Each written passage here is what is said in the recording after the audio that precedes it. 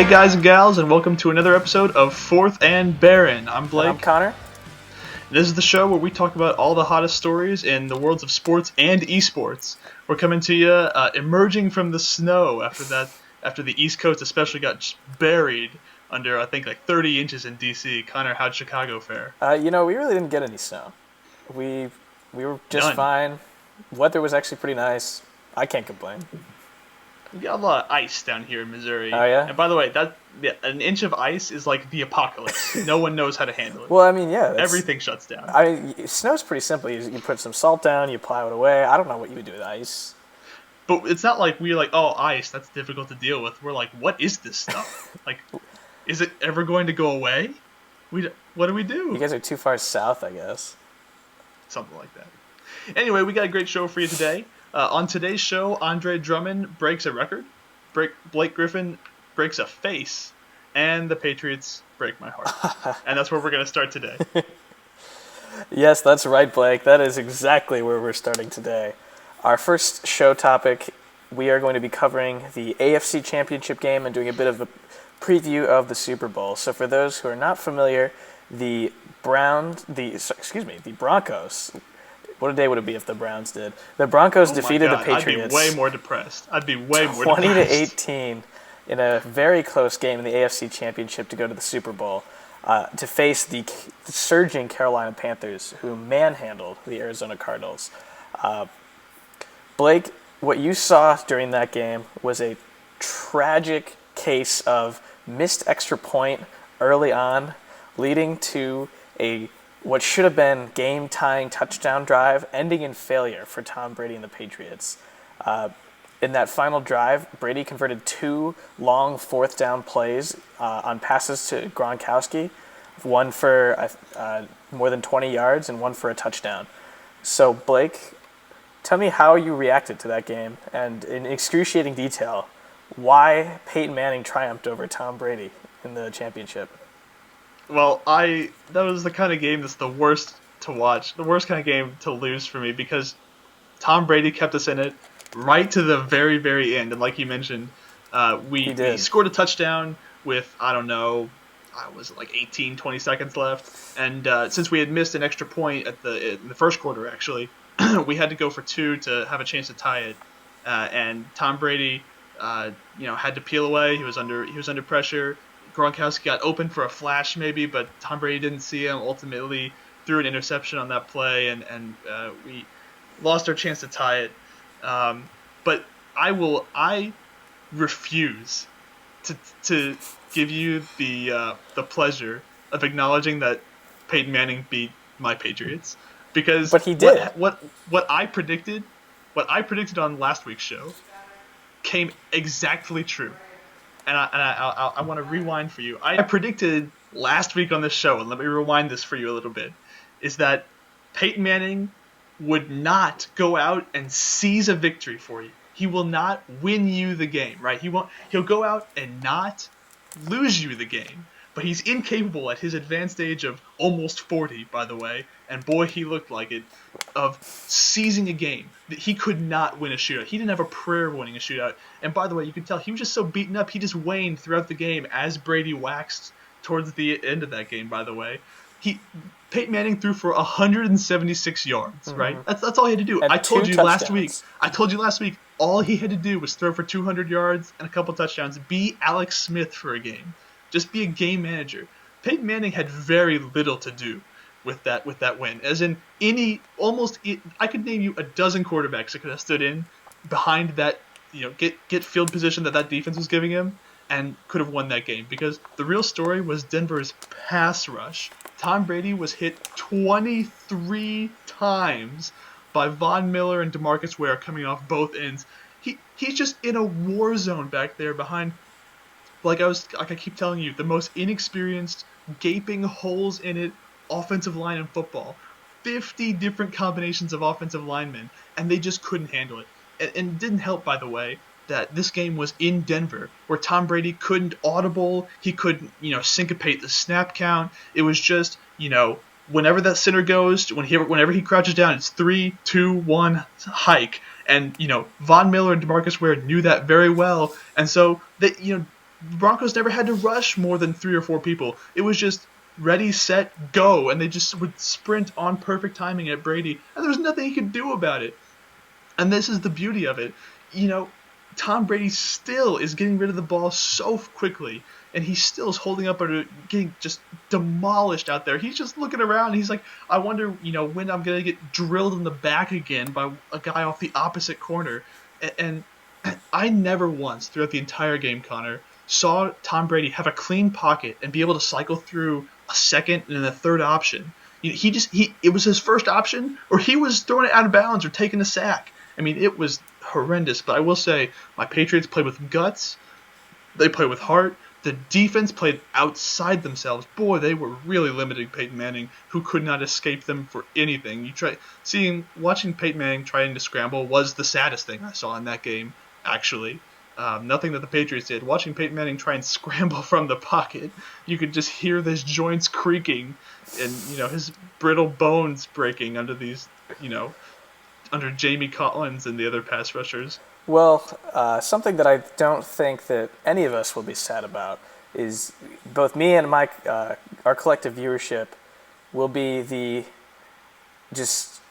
bon voyage we're going to be giving you and your Patriot soliloquies, Blake. You don't get to speak for our collective viewership. I do absolutely. At this Patriots point, Nation is out there, man. Patriots Nation is strong. The Patriots Nation is silenced now. At this point, we have the Patriots are done. They're out. The Broncos are in. Peyton Manning he was scrambling. You're right. Which I was surprised to see that he was even capable of doing, honestly. Like I didn't think he had it in him, which I was impressed to see him trying to make plays like that, like a younger quarterback. He is definitely, this is kind of his swan song right now. I don't doubt that. And he looked good, honestly. He didn't look bad.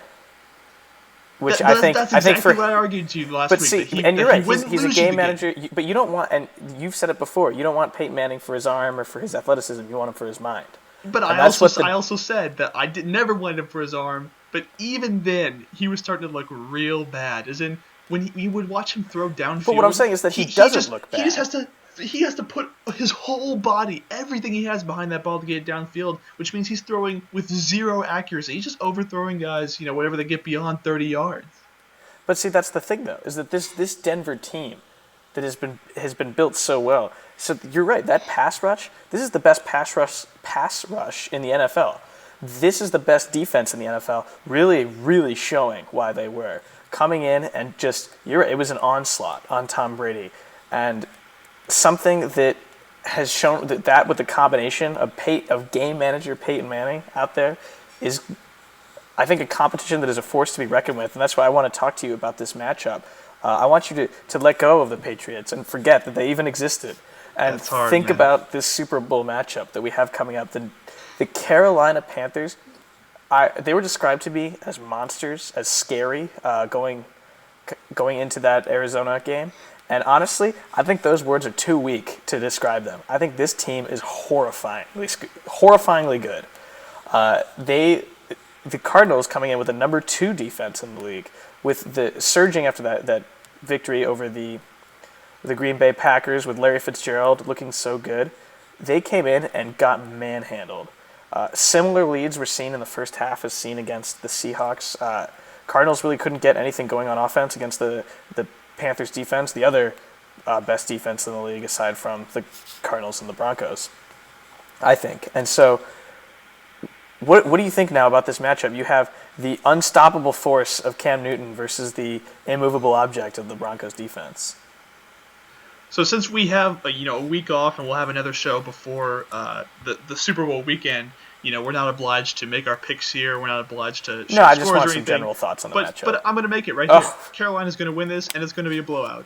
Now, I don't know if it's going to be another 42-8 blowout like Seattle Broncos, Peyton Manning's last Super Bowl debacle. But I mean, Carolina looks incredibly strong. When we were going into the playoffs, excuse me, and you and me were talking about, we think all the strongest teams in playoffs are all on the NFC side, right? We agreed to that. We agreed about that from the start.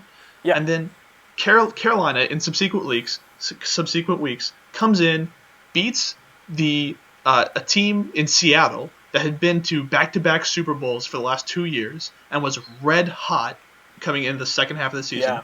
Crushes them, Destroyed right?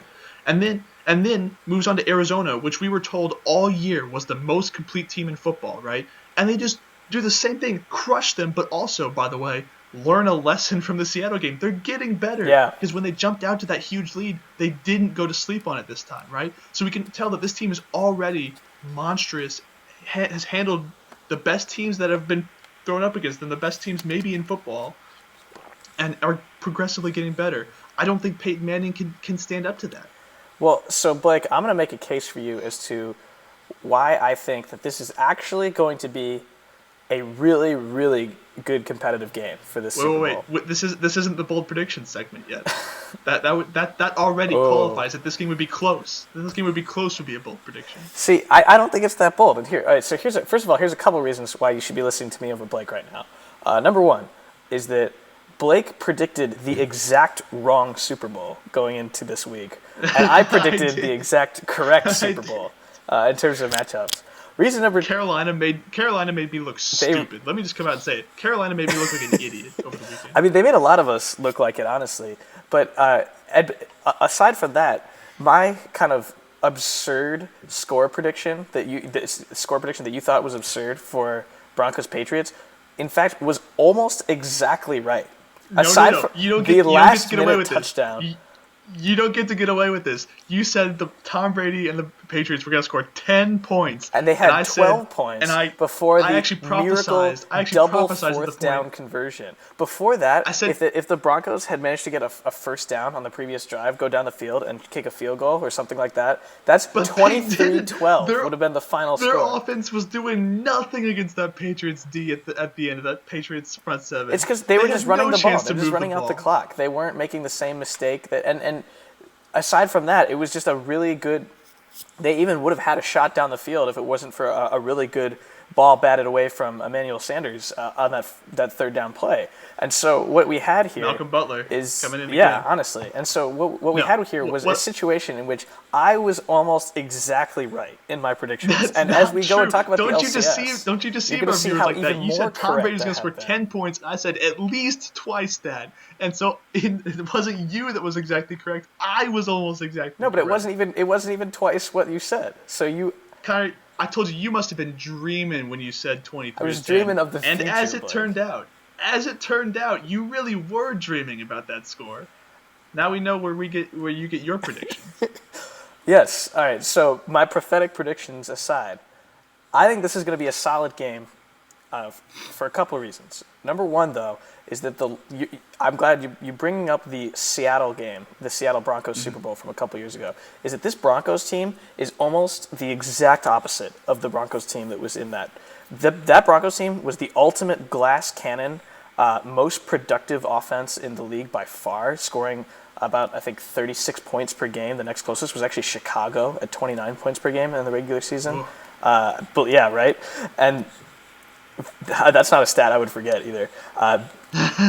Versus the Seattle Seahawks, who came in with the best defense in the league. And as it's been shown, defense has won championships. That's just kind of the rule that has been passed down along the Super Bowl. And in the Super Bowl 50, what we have is the best defense in the NFL. The opposite, kind of an iron wall rather than a glass cannon in the Denver Broncos. And a quarterback who, while not a gunslinger, while not looking like your younger Brady or your Aaron Rodgers or Cam Newton running around there, he can put points on the board. He will get drives down the field at some point. And this Carolina offense is not going to be able to do the things they've been doing to these teams, to the other teams in the playoffs, to the Denver Broncos. Their pass rush is not going to let Cam Newton get as much on his legs as he's used to being able to get. And so it's going to be a real test to see who kind of breaks first. Is this Panthers defense, which has in the past shown to be occasionally kind of hot and cold, or is it going to be this Broncos defense who is up against an incredibly scary offense? Well, wait. I understand that the Broncos defense is the number one overall defense in the league, but let's not forget who the Carolina Panthers just dismantled. Right, easily the number 2 and number 3 defenses overall. So Number 3 in the Packers? Who are you talking about, number 3?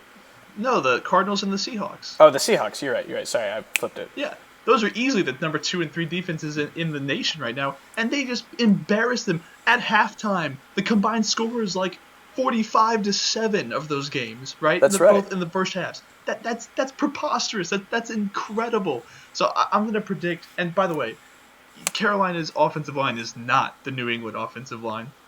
Cam Newton's going to get some protection, and that pass rush, while formidable, and they're going to get to him, I predict. I'm not saying they're going to hit Cam Newton 23 times. I'm just saying he's not going to have the lateral movement that he's accustomed to. But actually, I want to call you on that there. I think he's going to have to keep them honest a little bit, because if you just bring the house and he scrambles, he's just going to gash you for 15 yards. And I think they're going to be much more reserved, because they knew that wasn't a threat with Brady. They're going to be much more reserved in that game against New England. That's definitely true. It's going to be really interesting to see how this defense plays out, honestly, how they're going to try to contain Cam Newton. But what's interesting is that the more I think about the Panthers' offense, I mean, I'm trying to think of like people on that offense besides Cam that you're really scared of. I mean, Greg Olsen is gonna go out there and do a lot of damage, and I guess Ted Ginn is gonna do some as well. But I mean, like he's dropped quite a bit of passes. I mean, Greg Olsen's a tight end. Like, what are the pain points here? Where is this Panthers offense really hitting you? That's kind of Jonathan Stewart has had 2 breakout games now that he's been back. When he came back against Seattle and had that crazy breakout 60-yard first drive. Okay? Yep, everything's good.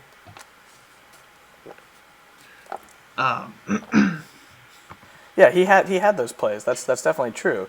And so that's gonna. But then you look at the running game of the Patriots. I mean, the Patriots didn't exactly have the strongest running game, but when Tom Brady is your leading rusher with 13 yards, like 13 total rushing yards at a certain point in the game, you're dealing with something else here. That's not something that a professional team. That's not a stat that a professional team should have against anybody.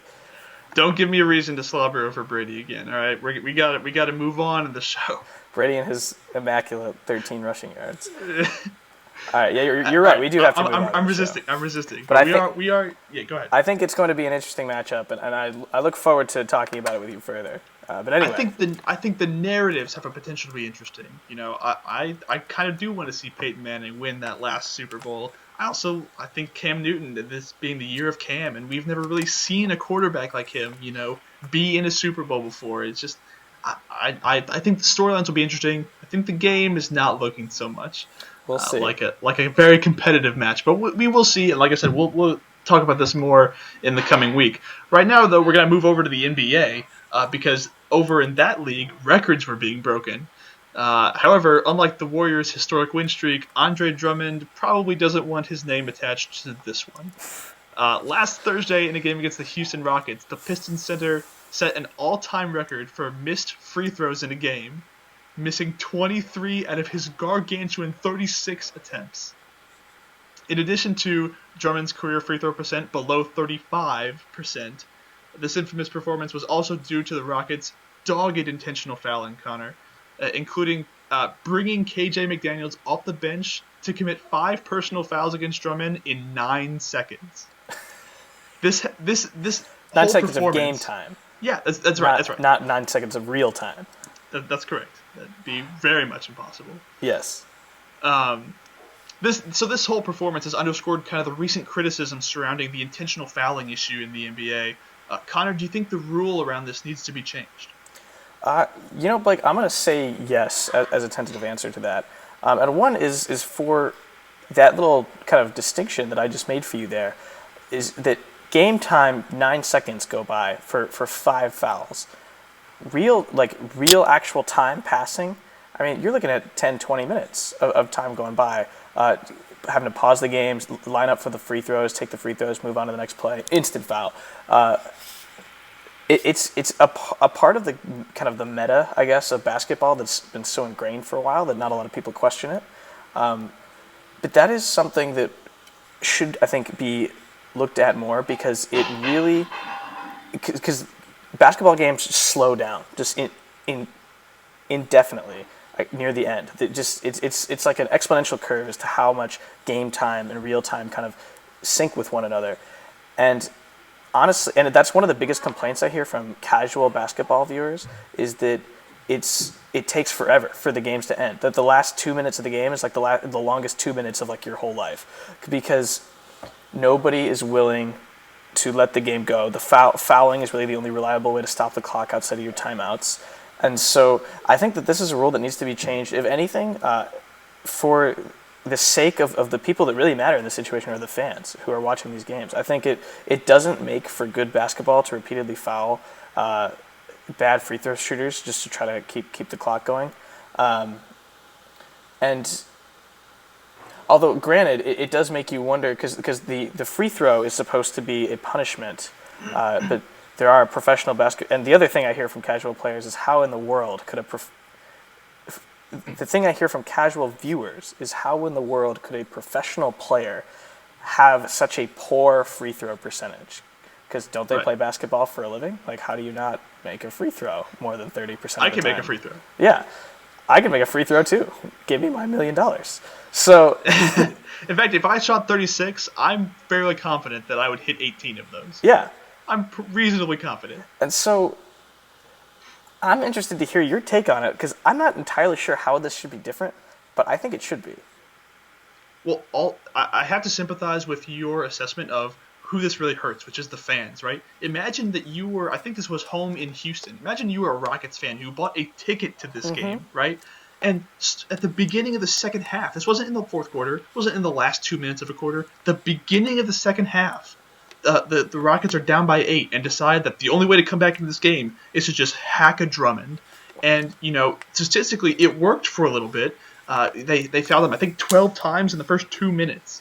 Like I said, 5 times to get in 9 seconds to get them in the bonus in the first place. Just to put you into the bonus, which is if you foul a certain number of times, you're allotted free throws. That's right. As a team. So this, for a fan, would be horrific. And Stan Van Gundy, who's the coach of the Pistons, after the game just commented, when fans decide to, not pay money for this or turn the channel, that's when something's going to have to be done. I don't think that's happening yet. I don't think there's significant drops in viewership because of this.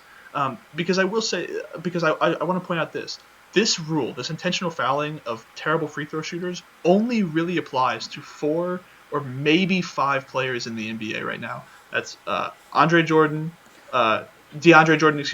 Andre Drummond, Dwight Howard, and then Hassan Whiteside, and maybe Clint Capella as well. These are all guys who are great defensive forces on the floor. But when you keep intentionally fouling them and they have a 40% or 35% free throw percentage, then you're forcing the other coach into an ultimatum of either you take this guy who can bring you good defensive stops, you take him off the floor, or he's just going to keep taking away your offensive possessions, right? But this is horrendous to watch. And I really, honestly, as soon as I see this happening in a game, and I was actually watching the next night when I think the Cavaliers faced the Clippers and resorted to doing that against DeAndre Jordan. Yeah. I was like, I'll just open up my computer and play a few games of Hearthstone while I sort this out, right? While this whole mess resolves itself. Right. Because you find out real quick whether it's going to work or whether it's not. And you know what the crazy thing is? And I didn't realize this until like a couple of days after the story. The Rockets lost that game. The Pistons won despite Andre Drummond going, what is it? 0-23, you said, or 0-23. Yeah, that's insane. Right, it didn't even work. It didn't work. So what I propose to you is this rule needs to be changed so that when you intentionally foul away from the ball, that's the thing is these guys aren't even involved in any play. Someone just goes and wraps them up. Right. Then they get sent to the free throw line. If you're intentionally fouling away from the play, this is up to the ref's discretion. That player will get 2 shots, and then that player's team gets the ball back. All right, so that's no longer incentivized. I think that's going to need to be the way that it goes. And then I also want to say this: in the last 2 minutes of any quarter, that rule is revoked and goes back to the way it is now. Because I like that strategy element of coaches saying, you have a bad free throw shooter, well, I'm going to put you in a position of take him off the floor, or he's going to have to make some free throws for you. I think the last 2 minutes, force anything goes. That makes sense. But for the majority of the game, I can't watch this. I think that I actually do like that solution, and I think that's because I didn't consider that dichotomy between someone who might be a really good defender but isn't a great shot. And that is a big reason why these guys are professional basketball players, right? Is that maybe you're a defenseman, you're not really an offensive guy. And it's different with sports like football because, I mean, you have designated people on the offense versus the defense.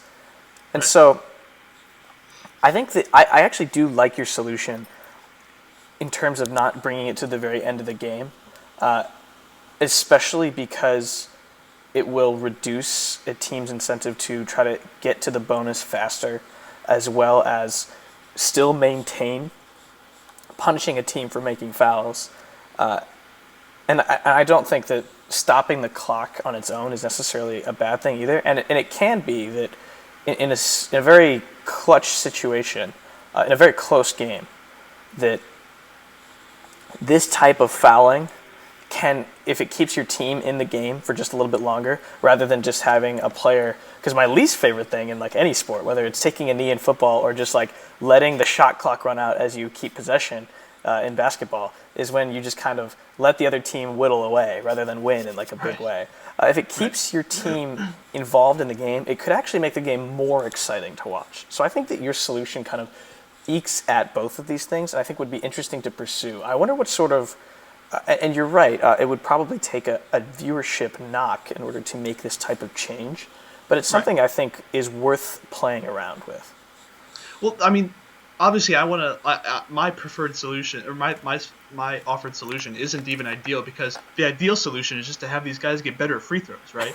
Well, because like I said, if you implement any sort of rule change at all, this is 4 or 5 players we're talking about here. You're just kind of bending the league around 4 or 5 players who you recognize are just bad players. They're so bad that they need a rule change. That doesn't seem healthy to me, right? I don't want to have to do that.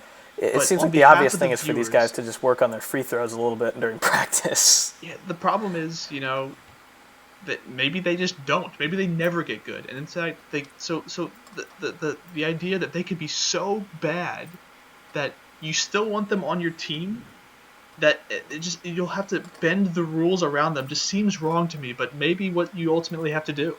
And it might even, because of that aspect of basketball, it might even give more players the opportunity to play who might not normally. Like, if a player in that calculation is their tendency for missing free throws is so much worse than their defensive ability that it's not worth it to keep them on the field. But if you weren't punished so much for their free throw percentage and their defense is good that you would want them to play, it might give more players the incentive or the opportunity rather to get out there. Whether or not you want those people, I guess, on your team is another story. But it would definitely add kind of an interesting element, I think, to the strategy. I agree. Yeah, maybe it, like you said, evolves to a point where you say, "Hey, look, you're 7-2 and enormous, but if you bring no free throw percentage that's worthwhile to the table, that's not enough anymore, right? We need some skill to these positions." Yeah, I think that could be a good thing. I definitely do too, and I think that is something that I would like to see explored further, definitely, but probably something that won't be in all likelihood in the near future. In the meantime, though, we're going to flip on back over to esports. We talk about that too.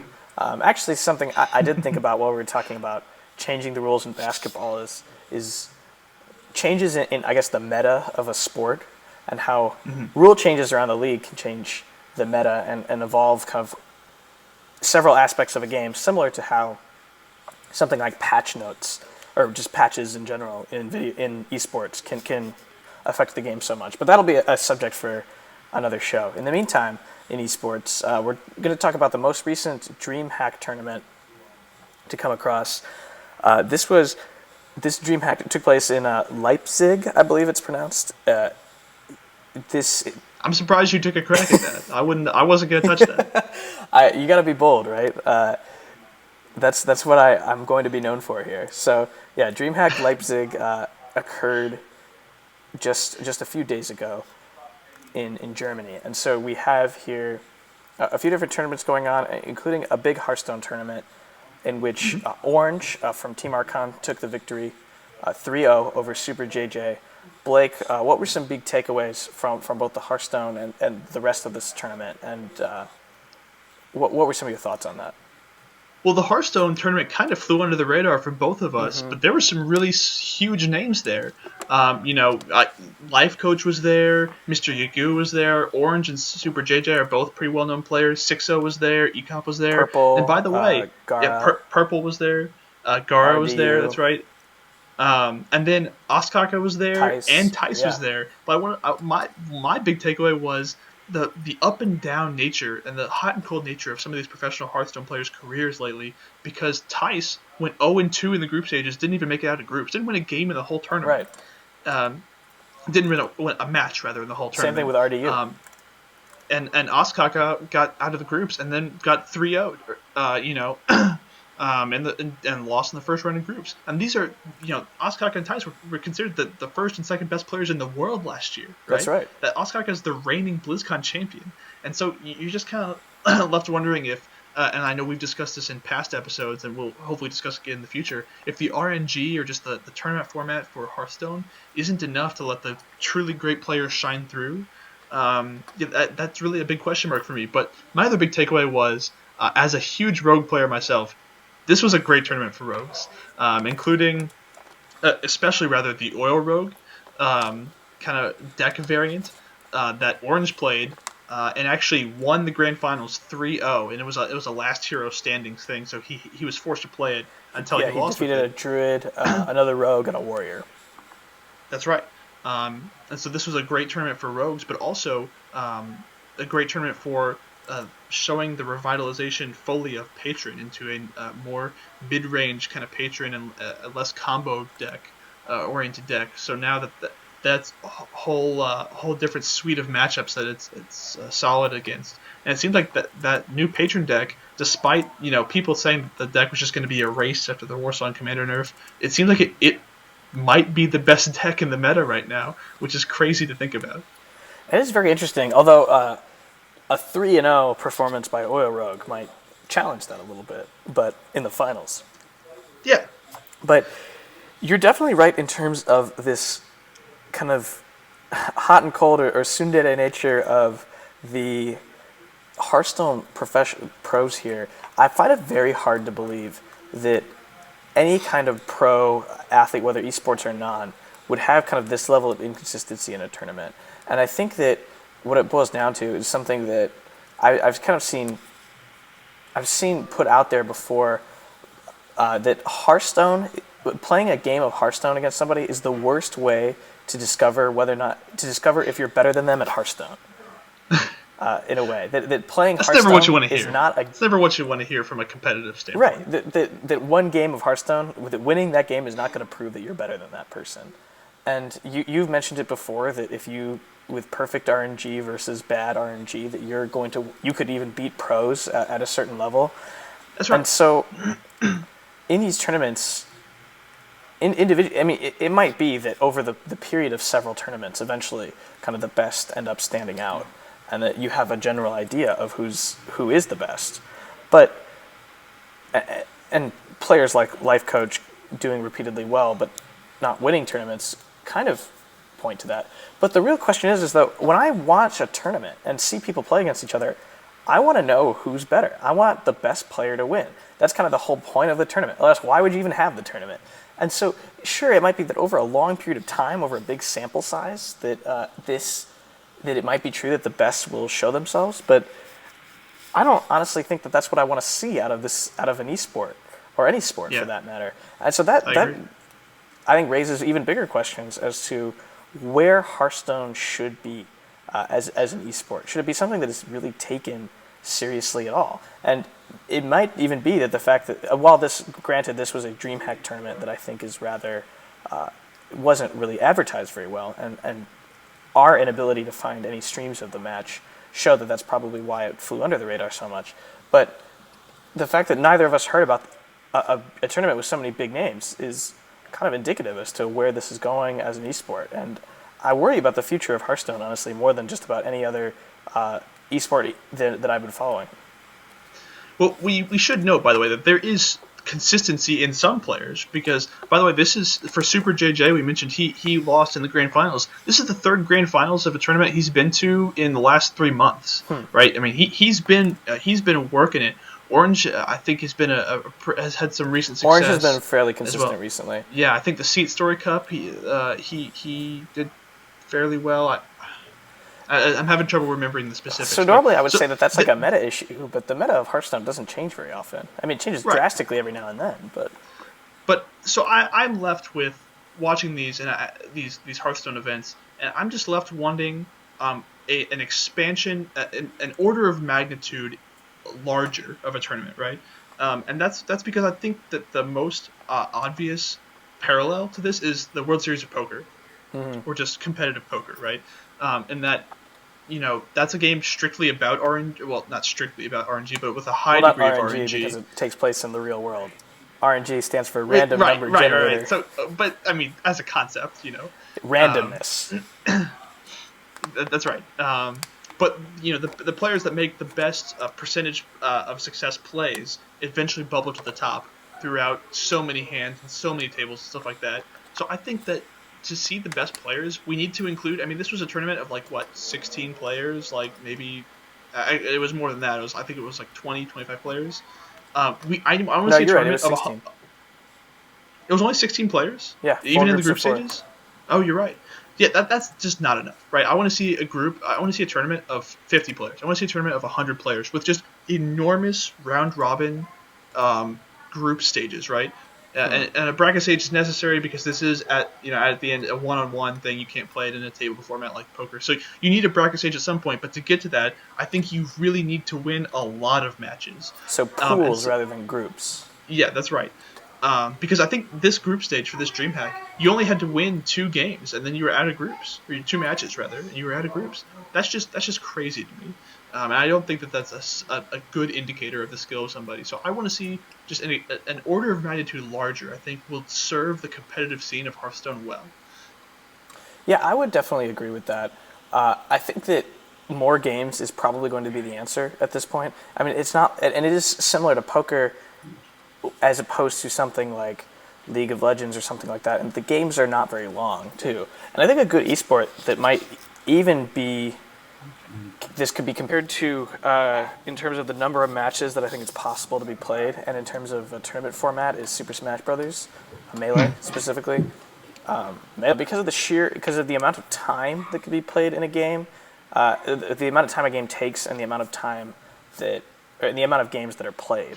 So generally, big Super Smash Brothers tournaments, because they have so many people involved, will have pools that will lead into the main bracket, and it's usually done double elimination as well. I don't know about something like that for Hearthstone. I don't think the games are quite that short. Super Smash Brothers games rarely go longer than 5 minutes per match, but Hearthstone games at the same time usually don't often go longer than 10, I believe. And so the problem is you just have the odd outlier game that goes for 20 to 25 You do have minutes. the outlier games, and that's why I don't think anything like double elimination is realistic. But I think even so, I still would prefer a double elimination at least. By the way, tournament and to fix some of these issues that you note that are just inherent limitations of the way we approach broadcasting. We approach a tournament from you are going to see every single game of every single match, right? And I don't think that that's necessarily a healthy way to construct a Hearthstone tournament. I think having multiple streams is a necessity, and then even then have featured matches that you're watching. That's a good point. Yeah. Yeah. I think that's the way to approach this from an order of magnitude larger. And that is actually how Melee will do it. Melee will have generally, if not a couple streams, they will at least not show you every match up until you get to about the top 8 situation. And so at that point, of course, you watch every single match on the main stream because there's enough left. But before that if you had a bigger sample size, that you could just kind of see the results as they go through. At a certain point, you don't really need to be watching every single Hearthstone match.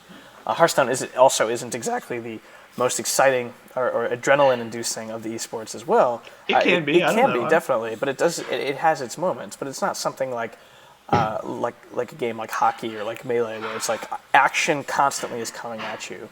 That's true. That's kind of my take on it there. I think that the resurgence, to your point about the decks, the resurgence of Rogue is appealing, but honestly, I think Oil Rogue will always be inferior to my favorite Miracle Rogue, and I do wish that it had made a stronger general professional appearance.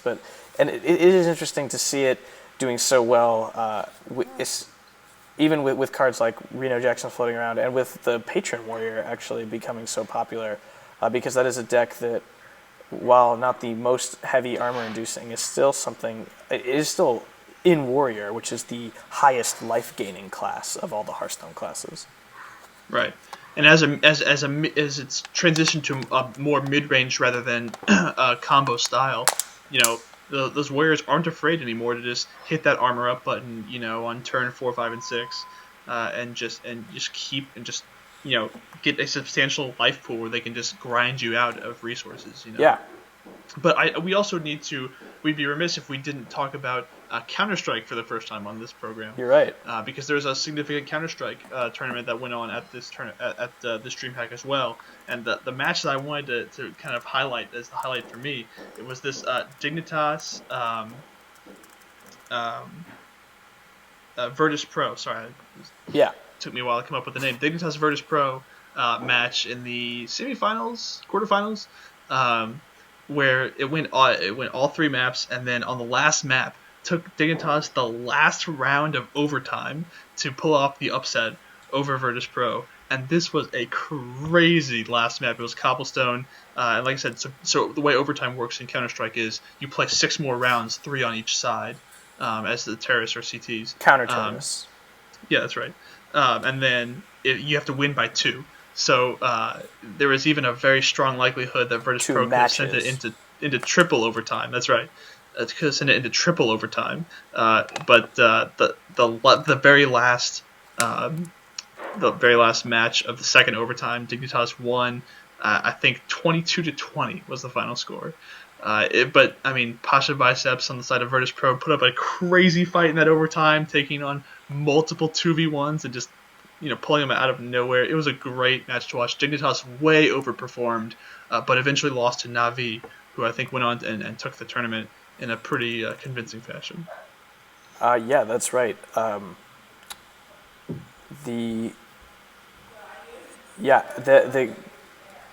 think you said it all, honestly. The left you nothing to work with. I don't. The match was exciting. As somebody who is very new to Counter-Strike, it was just entertaining to see kind of the back and forth, to see skills at an FPS that I know I could only really ever dream of obtaining. Hold on. Mom, hi. Did you see my text? I told you that I'm doing my show. She wasn't home. I was hoping we could finish it before she got home. Same with my family. We gotta go faster next time. Anyway, hold on. This is the moment we're coming back. Yeah. So and so I thought that it was definitely an extremely entertaining to watch, and I hope to get more into it as an esport. And I can see where a lot of the popularity is coming from. And again, would look to something like Melee or something like hockey as similarly competitive activities to kind of compare it to. And that, it was a good tournament all around, and would highly recommend watching it for anyone who is curious or relatively new to that scene. Yeah, but we're going to move on to the most covered esport on this show. Rightly so, by the way, because it has been great so far in the season, which is the LCS, which...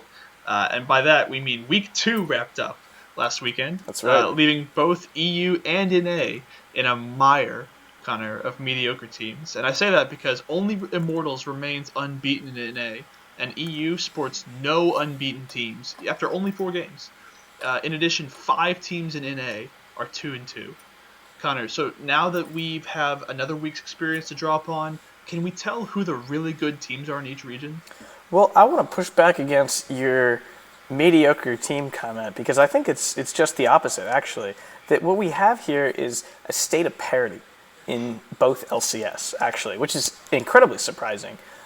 Immortals coming out, of course, the only undefeated team at the end of Week 2, earning both of their wins, by the way. Team Energy, who had a chance to be undefeated, was gifted a win because Team Echo Fox, day 1, could not submit a viable roster. We actually had a lot of visa issues going into this weekend in terms of players not being able to play, so teams had to bring in subs, and things were kind of thrown off.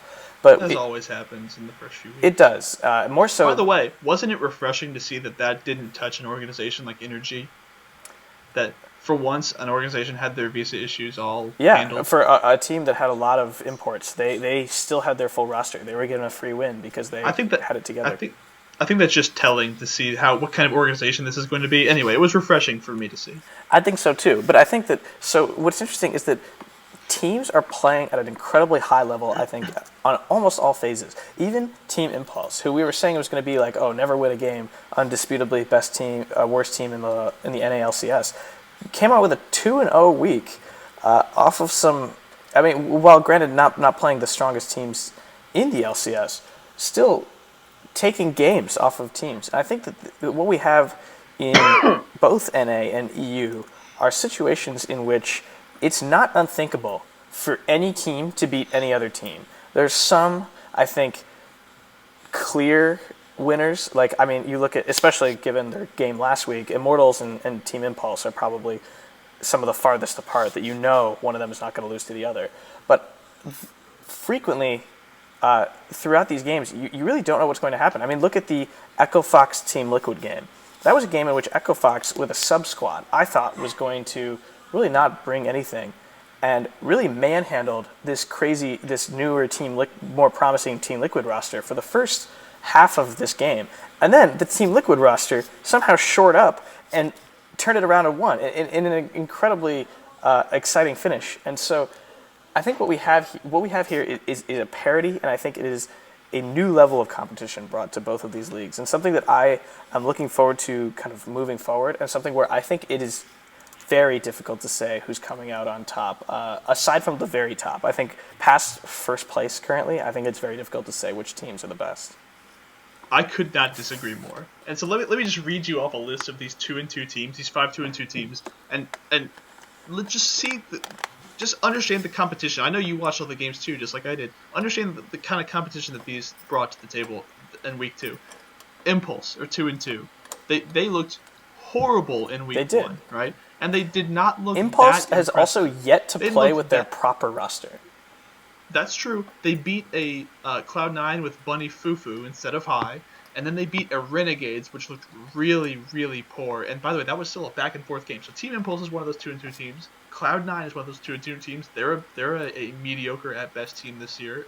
No, that's not true. Actually, They really. Cloud9 is a great team and a horrible team at the same time. That averages out to be. It averages out to be mediocre, but saying they're mediocre doesn't tell the whole story.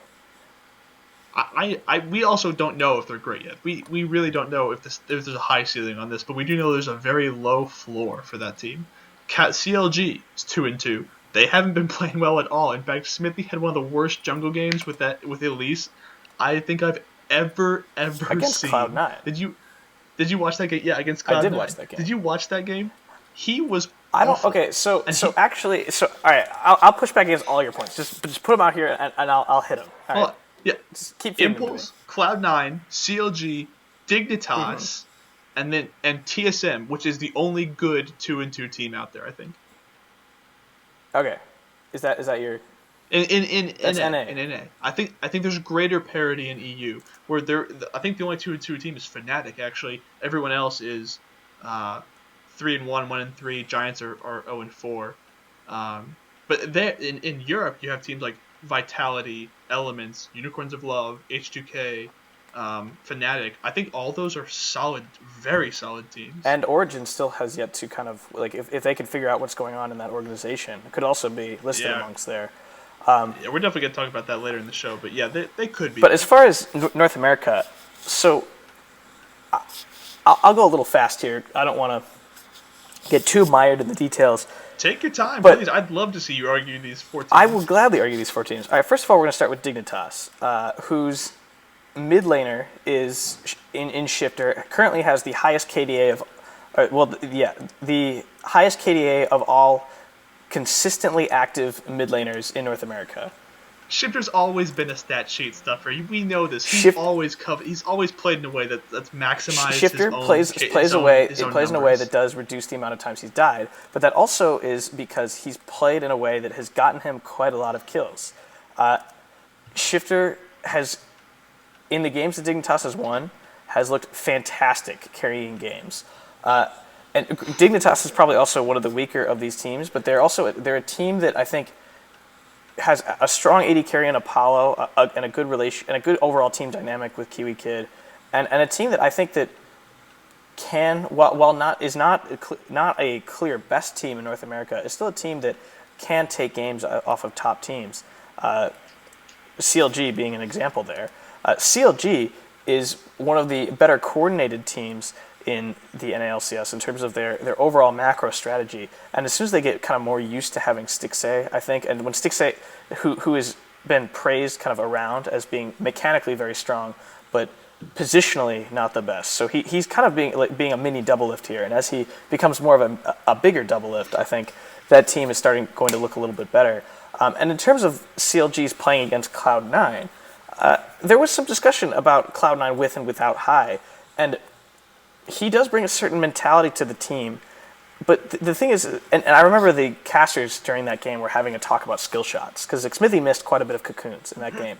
And generally, pro players don't really miss skill shots like that. It's more like it's a cat and mouse game of I know. It's a mind game. It's a mind game of are they going to dodge? Are they not going to dodge? I'm here to tell you. And Jensen, Smithies were flat out misses. Jensen played out of his mind, going 2v1, well. playing CLG, making them look silly in certain games. High was on. I mean, like there was a discussion as to whether or not he was just telling his team, "Yo, body these fools." As kind of his general advice for them. And if you listen to the mic check, actually, there's an insane moment where when they're sieging down mid lane, High walks up, asks his team, hey, does Gangplank have flash? Somebody goes, no. And he goes, okay. Flashes forward, pulverizes Gangplank, headbutts him back into his team, and just goes, kill Gangplank. And then they do. And they win the game. Then they win the game pretty much off of that. And it's just the level he brings to that team that CLG is not a bad team. You saw them with their macro play against TSM, able to kind of pull through. Cloud9 is a team that, with High, looks like that's the team that ran through the gauntlet and went 3-0 in the first week of Worlds. That team is scary strong, and I think that they have some growing pains, but once they can figure that out, all of these teams, I think, are very solid, very top of the line. Team Impulse, last team, has not played with their full roster. Gate, who mains Phil at this point, playing in both top lane and support after coming from the mid lane this past weekend. Once he kind of finally gets into his niche and the right players all fall into place, this is a team that I think should not be underestimated. Even if they are actually the worst team in the LCS, that they can still, I think, bring the fight. All right, let me just remind everybody. Renegades also, who weren't looking good, were without Freeze, who is very... I don't think it's much of an argument that he is the best player on that team.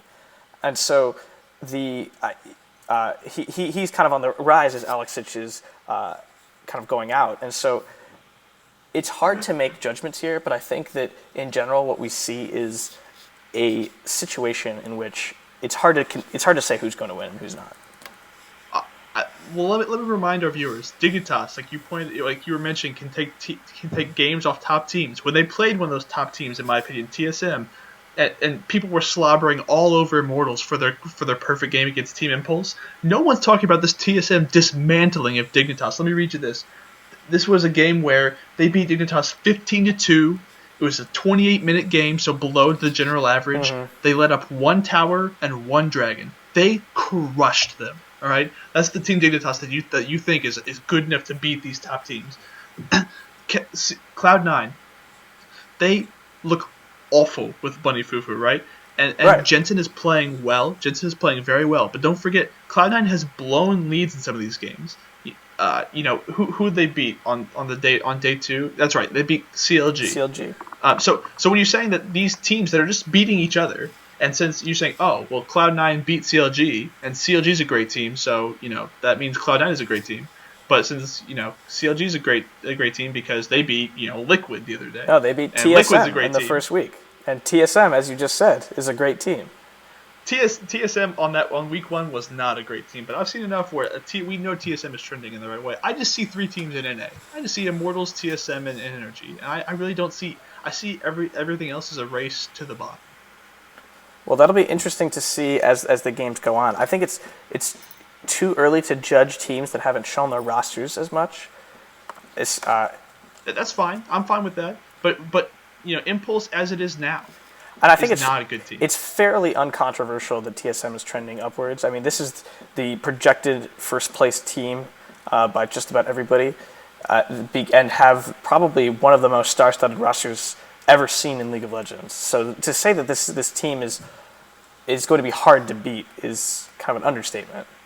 Hunter's Poppy looked incredible. Insanely good. Scary Easily good. the best Poppy in NA. And that's among a lot of roles. That's fair. I don't think we've seen very many NA Poppy tops quite yet. We have. So, but anyway, I did say that last week that this is the time to make crass generalizations on very little data. And so that's something that I hope that we continue going forward, of course. I want to talk a little bit about EU, though, before moving on. Sure. And this is one I think you're going to have a harder time arguing the parity argument with me here. Because I think that, as you said, I mean, standing at the top of the EU lineup are Elements, a team nobody really expected much from. G2 Esports, who nobody saw coming. I forgot about Gamers 2, that's right. Yeah, and Team Vitality, Unicorns of Love, and H2K all stand at the top. We have a 5-way tie for first place, which is pretty crazy. And each of these, and then Fnatic is right underneath there, and Fnatic has taken a game off of H2K, who are looking like one of the strongest teams in the region. And so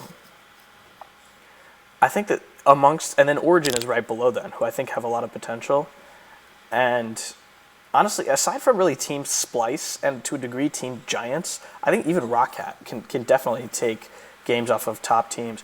The top 8 teams in EU, which is most of the teams, are all looking incredibly strong, especially against one another. That they're bringing. Especially against one another. Who else are they going to play? That's why we don't know what they're like against other people. But they're looking the games they're playing.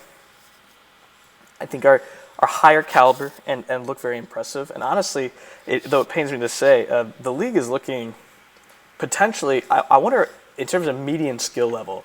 Where EU and NA are stacking up right now, because I would have definitely said NA at the beginning of this season, and I've actually long thought that aside from the top 3 teams, NA has generally been the more competitive region, but this EU region right now is looking like they have a lot of talent. Maybe not as high of a ceiling, but definitely a much higher floor. Yeah, well, I definitely agree with you there, and I'm not here to argue the parity argument for EU, because I do think there's a significant level of uncertainty when these teams. By the way, I think there's an argument to be made for like 5 or 6 good teams in Europe. Whereas I thought there was 3 in NA. I think I need to see more from Elements. I've been pleasantly surprised, but I need to see more from them. I'm not sure how this roster is built long term. I think Unicorns of Love, Vitality, H2K, Fnatic, and Origen, although I'm hesitant on Origen, can all an argument be made to be the top, like 5 great teams in this league, with Gamers 2 also kind of in the mix. I think the best of which is not clearly, but I'm giving the edge to H2K, and I know that Fnatic beat them this week, but I think H2K is just every member of this team. Every member of H2K actually has either the highest KDA for their position or the second highest among all the entire European LCS. That's incredible. So they're performing off the charts across the board. Ryu and Forgiven, especially their mid and AD carry, are just wrecking people. Odo Omni anchoring it in the top lane. Jankos coming over from Rockhat has shown some really solid jungle performances. Yeah. I really love this H2K team. I definitely agree with you there. It will be interesting to see how they fare. They are playing against Team Vitality this next coming week, but their mid laner Ryu is sitting out and being replaced by Selfie for this week. And so more visa troubles are brewing, and if these become long-standing, could pose a problem to this team, but I definitely don't disagree with how strong they're looking. I mean, looking at the KDAs, definitely, I think that's pretty much the best indicator we have right now. I mean, On the NA side, Immortals holds kind of the record for most of the top KDAs. Adrian being number one by more than double the next person, who is Huni. So has that guy stepped up? Adrian Wow. dying only once. Granted, he's been playing Janna every single game. 4 out of 4 games he's played Janna, which is like the easiest champion to not die on. So that's true. Can you think of a champion that's easier to kind of stay alive? Your entire kit is disengage. I think there's a very serious skill cap to Janna, though, in terms of properly supporting your team, and you have to do so in very. I think that's true, but I think in terms of non-linear ways, keeping yourself alive, though, it's the easiest champion. Yeah, I agree. That's why Mage Eyes is actually like a core item for her. The item that becomes worse and worse the more you die, but better and better if you don't die. In the meantime, though, we're going to move on from our regularly scheduled programming into another segment that we like to call So Long. In this segment, we are saying goodbye to people, teams, ideas, really anything in order to that have been held true up until this point. So, Blake, we're going to start off with our first So Long, and talk a little bit about that. Our first So Long is Cavaliers coach David Blatt was recently let go by his team in what came to some as kind of a surprising decision going into early on in this NBA season. Blake, what do you take about saying goodbye to David Blatt? Right. Well, this has kind of been stirring for a long time, and people are wondering whether the general manager who fired him says he didn't consult LeBron James on this firing, but we all know that it came to a surprise to him, according to reports. Yeah, if LeBron James wasn't specifically consulted the day before the firing, it's because they didn't have to, right? They knew the temperature of the room. LeBron. The fact of the matter is, if LeBron was an ardent David Blatt supporter, he would still be the coach of that team, and everybody knows it, including LeBron. Yeah. So, but this was, let's keep in mind, a coach that the Cavaliers went out and acquired when they thought their team last season was going to be rebuilding a group of young guys. They hired that coach before LeBron came back to Cleveland. So they really had no idea. He was the wrong coach for that job. Let's just be honest. And we saw time after time where LeBron, most spectacularly LeBron and other players, just ignored him, right? Or went totally contradicted him. We remember I remember telling you about this inbounds play, right? In the postseason last year, right. Where it's a few seconds left in the game against the Bulls. LeBron needs to, basically they need a last second shot to win the game. And they go into a huddle. David Blatt draws up something on the whiteboard, and they break. And LeBron gathers the team as they walk back out in the court, and he clearly just goes like, "Don't do that. Don't listen to that. Here's what we're gonna do." And they actually proceeded to win that game. They came out after, and LeBron came out after that game and said, "Yeah, we absolutely contradicted him because that was not the right play to run, and we knew it." And that's just, you can't do that to a coach and expect him to stay around. So now Tyronn Lue has been promoted to the new head coach. This is a guy that's known LeBron back into his high school days. And I think more importantly, it's someone that LeBron respects and will allow himself to be coached by, right? All great basketball players, while we recognize that they have enormous cachet in their organizations, whereas coaches, it's somewhat diminished, all the great NBA players have allowed themselves to be coached, right? Whether it's, Magic Johnson with Pat Riley in LA, or Michael Jordan with Phil Jackson in Chicago. They allow themselves to be coached, and LeBron hasn't had to do that so far because all of his coaches have been relative nobodies. Eric Spoelstra was a brand new coach in Miami. David Blatt is a guy who, it was his first year in the NBA in American basketball, last year. So let's see if we can get an actual coach LeBron respects and see if that can improve the overall attitude of the team.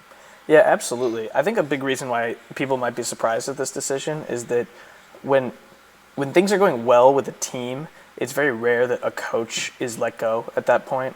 You think, don't rock the boat, or whatever they're doing must be working. But in a situation where a player is overriding a coach's decision, no matter who that might be, that is, I think, absolutely a a red flag for that coach, and that I mean, yeah, they are a win now team. They are focused on. They have a rapidly closing window because LeBron has made it clear. Just because I came back to Cleveland does not mean I will not leave it again if this isn't trending the right way. And so, they most important, we need to put this in context of this season, right? Mm-hmm. The Cavaliers were just embarrassed by the Warriors. Was it 132-98? Yeah, by about 40 plus points. Also beaten by the Warriors on Christmas Day, and they just lost to the Spurs 99-95 a couple weeks ago. Who the Warriors also just beat. Right. So if the Cavs come out of the East, which most people are expecting them to do, those are probably the two most likely teams that they would face, and they've just shown that they have no capacity to compete with these teams, right? And it's not that so much that they lost that one game; it's that it was made very abundantly clear you're not beating them 4 out of 7, right? Right. And so that's where even though the record was great, they went to the finals in David Blatt's first year. A lot of people could say that was in spite of him, and he really was not going to be the one to push them over the edge. Right. I mean, this is a team that has, again, a star-studded lineup. A team that has arguably the best player, or the best player of the past decade on their team. That is, that it is definitely not a bad decision to get rid of a coach who your players do not respect, and to get rid of a coach who your players do not think can be counted on during clutch time in the playoffs. And you're in a win now team, that is something that's totally unacceptable. They're not trying to kind of develop. It's not like they're trying to develop a team with LeBron for the next 5 or 6 years, right? Right. And so, I think that's a good analysis, and that's an appropriate so long that the Cavaliers are saying. Moving on next, still in the NBA, we're saying so long to Draymond Green in the NBA All-Star game. He was passed up to represent the Western Conference, whereas Kobe Bryant was kind of shoring up the most number of percentage votes for that. Because this is, for those that don't know, the NBA All-Stars is a fan-voted game, not like the Pro Bowl where you're chosen presumably based on some form of skill or relative to your peers. So, Blake, how do you feel about saying so long to Draymond Green in this All-Star game, who's been playing sensationally on the Warriors? Yeah, he's proving to be like an MVP candidate, seriously. And he is challenging, I think, LeBron for that power forward, like all-around player in the league, as in the best power forward. He is playing out of his mind and is absolutely an All-Star this year. But to make it clear, the fans vote on the starting lineups for All-Stars, and also it's not position dependent. So you can go out there and have 5 small forwards if you want to. 5 point guards. 5 point guards, right? And also, by the way, that means that most people tend to think point guards are more exciting to watch. That's just kind of what happens. So the lineups for the West are Kobe Bryant, Kevin Durant, Kawhi Leonard, Stephen Curry, and Russell Westbrook, right? That's never a lineup you'd actually see on the floor, right? For even if they were on the same team. But that's just, they garnered the most amount of votes, and so that's kind of how it works. In the East, we have LeBron James, Paul George, Carmelo Anthony, Dwayne Wade, and Kyle Lowry for the Toronto Raptors. So that was the fan vote, but the coaches will still vote and determine the reserves. So Draymond Green is still absolutely going to be on the team in some capacity, but it's really a slap in the face to him that he's not included in the starting lineup. And it's obviously in favor of Kobe, who is not playing at all like an All-Star this year, but still deserves 1,000% to be an All-Star as this like farewell tour.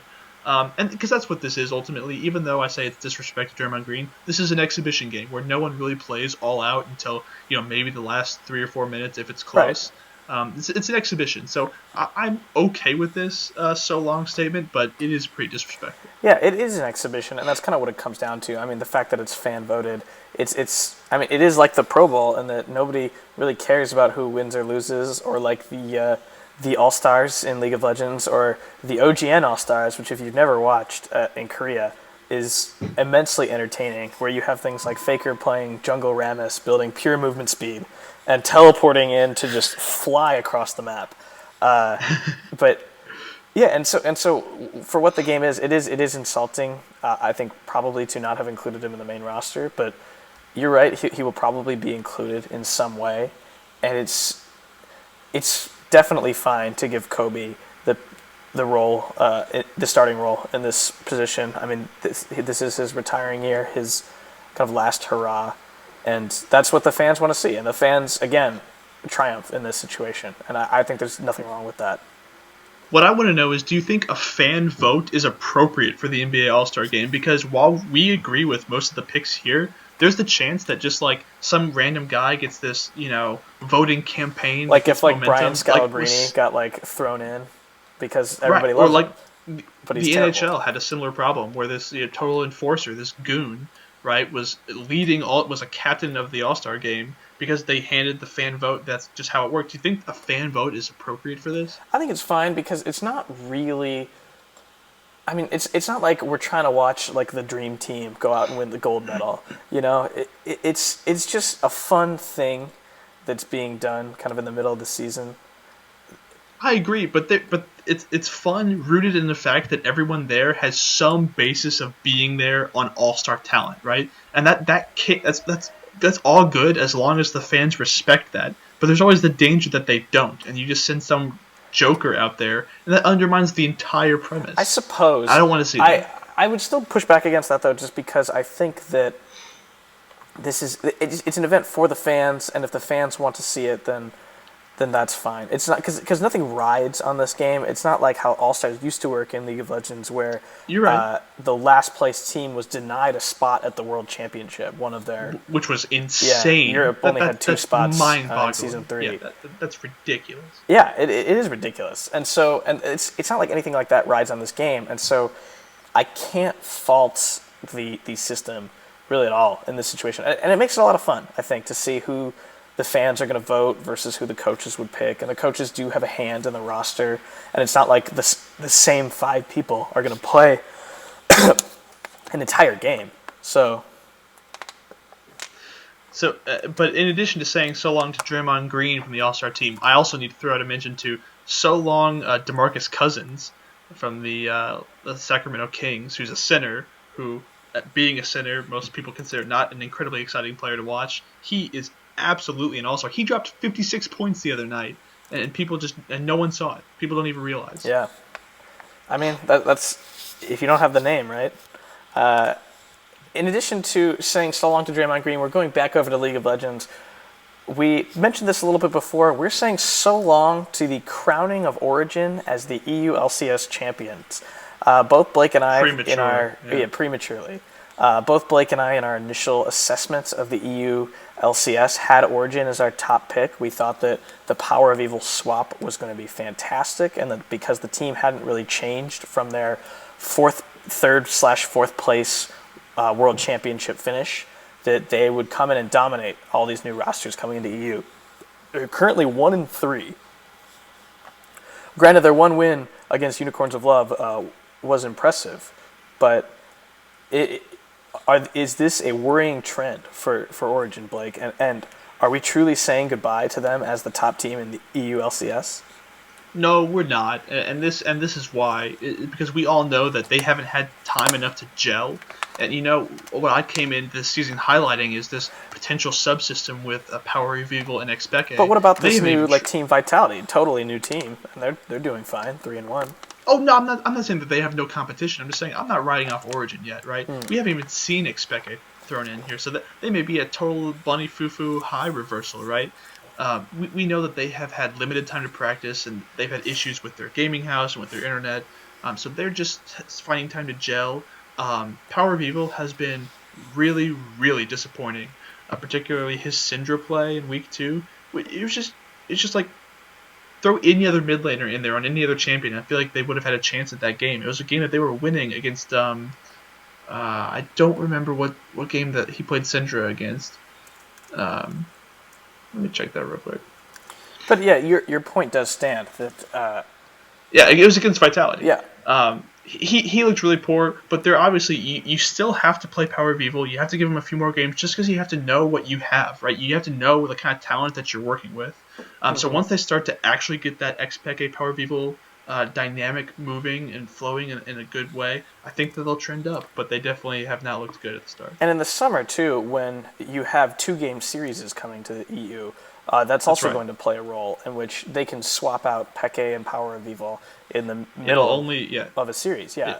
It'll only be better for them. So it'll only be better. In the meantime, for the spring, though, it'll be interesting to see kind of how they work that dynamic and whether or not it ends up being good for them going forward. Our final so long for today, closing out the show, is a personal favorite of mine. Blake, we're saying, to end where we began, we're saying so long to the New England Patriots from the playoffs. They had a good run. They fought to the very end, but Stephen Gostkowski missed an extra point, and they lost by 2 points in the AFC Championship game to the Denver Broncos. Patriots fans who annoyingly are all up over social media are finally going to quiet down. And how deflated do you feel after that game, Blake? Saying so long. Well, I really want to take this opportunity to highlight to just extend a personal thank you out to Tom Brady. That's been a great show, guys. Thank you for going on his. I will not be silenced at this. For going on his revenge tour of the NFL and just beating everyone's brains out at the old age of 38 years young that he is. He looked insane kind of this year, and this was with the worst offensive line, with people going down left and right, with throwing just backup third string receivers in there, James White, Brandon LaFell, just give us anybody. He was asked to do it all. He had no running game. Like I said, like you were mentioning, he was usually or often the team's leading rusher for 10 or 13 yards. So that doesn't say so much good it's about one Tom thing, Brady as it says poorly about the entire rest of the team. No, that's what I'm saying is they still made it to the AFC Championship game, and it's one thing when defense when you're so good and you just like are balling all over the place. And defenses don't know how to combat you. It's another thing when you come into a game and a defense like Denver says, Tom Brady, we know exactly what you're going to do this game. We know that you have no running capability. We aren't going to blitz you once. We're going to rush 3 at you and stick it to you. And we're going to dare you to beat us like that. And he still makes it interesting. Connor, this was a heck of a season from Tom Brady, and I have nothing but pride for my Patriots. That's fair. I kind of put in this segment thinking that I would be able to kind of nag at you more, but I really just gave you another soapbox, didn't I, to talk about the Patriots. I'm glad you appreciate that. I just want to just stress that, because I will bring reasonable analysis to this, that yes, the Patriots were incredibly impressive with Brady playing very well and bringing, honestly, like a team that had no business to be in this game to the AFC Championship game by virtue of kind of his leadership and his presence on the field. They did, however, kind of in the end not stack up. Were not able to defeat the Broncos. Brady has failed, and it'll be interesting to see his. But he was still looking good. So I think we're saying so long to the Patriots this season. But unfortunately, or maybe fortunately, depending on if you like watching good football, we're not saying so long to Tom Brady in the NFL. He is, while getting up there in age, still looking very good. But although, at the same time, I can't help but wonder, it was not long ago that Peyton Manning broke the single-season record for touchdowns thrown in a season. And he recently broke the record for total, and in that same year he broke the record for total passing yards thrown in a season, and right. Just a couple years short after that, he hasn't been looking so good. Granted, double neck surgeries probably don't help, and a foot injury probably don't help that situation, but it'll be interesting to see kind of how long Brady holds out, if he becomes kind of like a Roger Federer now, having more of a resurgence, or if he goes kind of the Nadal route and putters out near the end of his career. So long for now for the Patriots, but not to Tom Brady. Blake, moving on, we're going to say so long to our show for this week, unless you had anything else you wanted to say. Nope, that's it. We're going to close out our show the way we always do with our bold prediction segment. So, Connor, what is your bold prediction for this week? Blake, So my bold prediction coming into this week is that I'm going to piggyback. So no, I'm not going to piggyback. I'm going to go with eight. So so TSM has a tough schedule coming in with playing against Energy and Cloud9. They're playing against day 2 Cloud9, which is the day high is supposed to come in. So my bold prediction is that TSM is going to go 2-0 this week. That they will continue to hit their stride and and really come into form to looking like the team they're supposed to be, or that everyone predicted them to be at the beginning of the season. Well, I certainly can't criticize that kind of bold prediction because that's exactly the scope of that I went with last week. Unfortunately, that was a very bad week for predictions for me. And yet, but that's the beauty of this. We're moving on to a new week. We're fresh, and I am very positive about this one, Connor. We used to talk about the Warriors' win streak in the NBA, and they have putting together an impressive season. They're sitting at 39-4. Actually, I think they're 40-4 with the win tonight. So we know that they fell short of the all-time win streak length set by the Lakers, but which was I think 33 games.